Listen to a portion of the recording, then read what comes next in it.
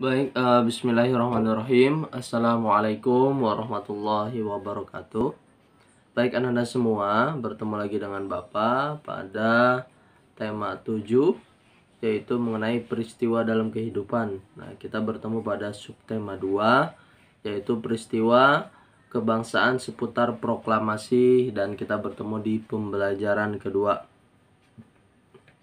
Baik anak-anak semua, untuk tujuan pembelajaran hari ini, Anda semua dapat mengidentifikasi apa saja faktor yang mempengaruhi perubahan wujud benda. Yang kedua, Anda semua dapat menemukan informasi penting dalam teks narasi sejarah. Dan yang selanjutnya, Anda semua dapat mengidentifikasi yaitu pola lantai pada pada tari kreasi daerah. Ya, baik anak-anak semua, pada pertemuan kali ini kita akan mengetahui nih faktor yang mempengaruhi perubahan wujud benda. Nah, anak-anak semua silakan diperhatikan gambar yang ada di samping Bapak. Nah, ini adalah es batu dapat mencair karena menyerap kalor. Nah, yang pertama, perubahan wujud benda dipengaruhi oleh kalor ataupun panas. Contohnya, perubahan benda adalah proses mencair, menguap, dan menyublim. Nah, ini salah satu perubahan wujud yang dipengaruhi oleh kalor ataupun panas. Nah, anak-anak semua perlu diketahui 3 proses tersebut terjadi karena benda-benda yang berubah menyerap kalor dari lingkungan sekitar. Nah, contohnya ketika dipanaskan atau didiamkan. Nah, sementara itu, proses membengkak, mengkristal, dan mengembun terjadi karena benda-benda yang berubah melepas kalor ke lingkungan sekitar ataupun disebut dengan didinginkan sehingga dapat berubah wujud.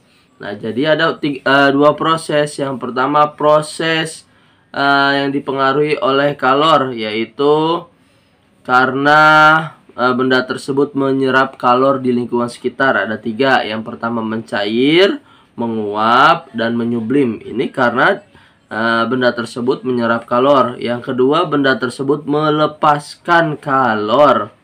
Nah, contohnya adalah mengkristal dan mengembun. Nah, membeku, mengkristal, dan mengembun. Nah, ini terjadi karena dilepasnya kalor. Benda berubah karena melepaskan kalor ke lingkungan sekitar. Nah, baik anak-anak semua, pada pertemuan yang lalu kita juga mengetahui yaitu tentang bagaimana cara menemukan informasi penting pada teks narasi sejarah. Nah, teks narasi sejarah ini adalah teks yang berdasarkan fakta yang menceritakan sebuah ilmu pengetahuan ataupun sejarah ataupun peristiwa. Ya, kata kuncinya adalah berdasarkan fakta menyajikan sebuah peristiwa. Nah, anak-anak semua, pada pembelajaran sebelumnya anak-anak semua telah belajar cara mengelompokkan informasi penting dari teks narasi sejarah ke dalam peta pikiran. Nah, untuk menambah pemahamanmu, anak-anak semua, kita mencoba pada kegiatan berikut. Nah, silakan anak-anak semua dibuka halamannya, yaitu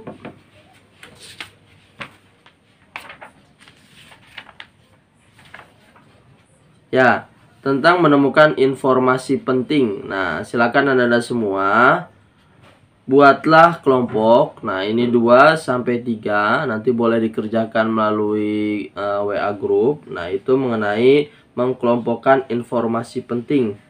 Nah, ini ada di pertemuan yang sebelumnya. Nah, misalnya kamu tentukan nih apa saja dari 5W+1H, lalu kamu buat kotak-kotak peta pikiran pada teks yang berjudul tentang penyebaran berita proklamasi kemerdekaan Indonesia. Nah, nanti dari semua informasi yang kamu dapat dari dengan kalimat tanya, kamu peta-petakan nih. Misalnya, contoh, kapan terjadinya Misalnya kapan terjadinya perang ataupun peristiwa Rengas Dengklok, contohnya seperti itu. Terus siapa saja yang terlibat, terus apa judulnya, dan yang lain-lain gitu. Jadi kamu buat peta pikiran yang akan Bapak sampaikan. Nah, Ananda semua, peta pikiran di sini. Jadi Ananda semua memasukkan informasi penting apa saja yang terdapat pada teks tersebut dengan menggunakan kalimat tanya. Nah, baik Ananda semua, untuk selanjutnya kita masuk mengenal yaitu pola lantai pada gerak tari kreasi daerah.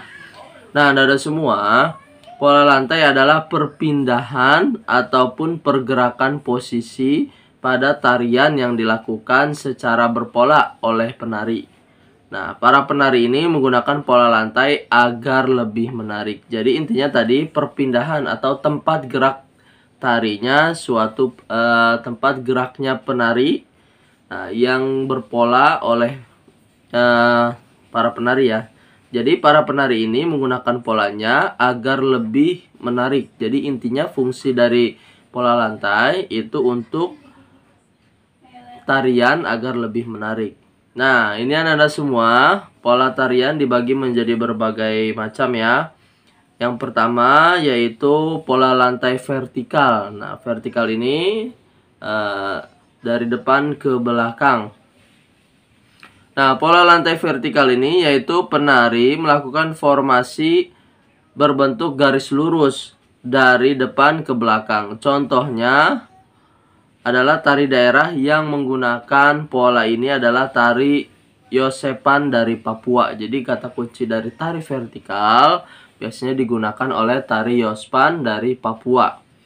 Selanjutnya pola lantai horizontal dari kanan ke kiri ataupun yaitu penari melakukan formasi dalam bentuk garis lurus ke samping. Nah, misalnya menyamping. Contohnya, tari daerah yang menggunakan pola lantai ini adalah tari Saman dari Aceh.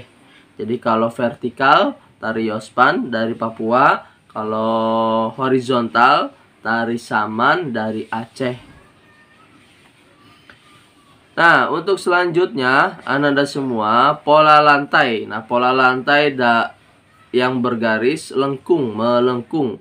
Nah, yaitu penari melakukan gerakan membentuk setengah lingkaran. Jadi setengah lingkaran, penari melakukan gerakan dengan berbentuk setengah lingkaran. Pola lantai ini banyak digunakan pada tari tradisional di Indonesia. Salah satunya adalah tari Rejang Dewa dari Bali. Untuk selanjutnya Anda semua, jadi tari pola lantai garis lengkung itu tari Rejang Dewa dari Bali. Nah, sedangkan pola lantai diagonal yaitu penari melakukan gerakan menyudut dari kanan ataupun ke kiri. Contohnya, pola lantai diagonal ini adalah tari Bedhayang Ketawang. Nah, yang menggunakan pola lantai menyerupai pesawat terbang. Nah, baik Anda semua, sampai di sini video pembelajaran yang Bapak sampaikan. Untuk pertanyaannya, yaitu Anda semua nomor 1.